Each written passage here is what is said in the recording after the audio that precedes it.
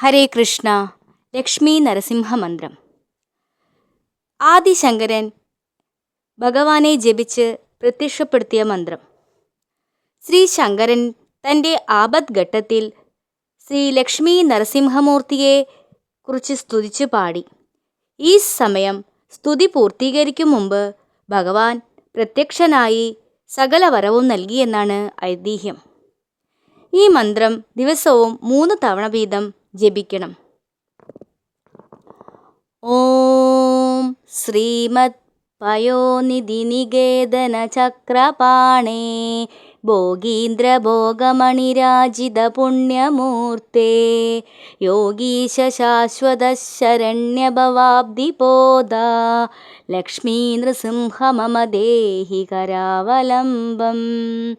ശ്രീമത് പയോനിധി നികേതന ചക്രപാണേ ഭോഗീന്ദ്ര ഭോഗമണിരാജിത പുണ്യമൂർത്തേ യോഗീശ ശാശ്വത ശരണ്യഭവാബ്ദിപോദ ലക്ഷ്മീ നൃസിംഹ മമ ദേഹി കരാവലംബം. ശ്രീമത് പയോനിധി നികേതന ചക്രപാണേ ഭോഗീന്ദ്ര ഭോഗമണിരാജിത പുണ്യമൂർത്തേ യോഗീശ ശാശ്വത ശരണ്യഭവാബ്ദിപോദ ലക്ഷ്മീ നൃസിംഹ മമ ദേഹി കരാവലംബം. ഓം ശ്രീ ലക്ഷ്മീ നരസിംഹായ നമഃ.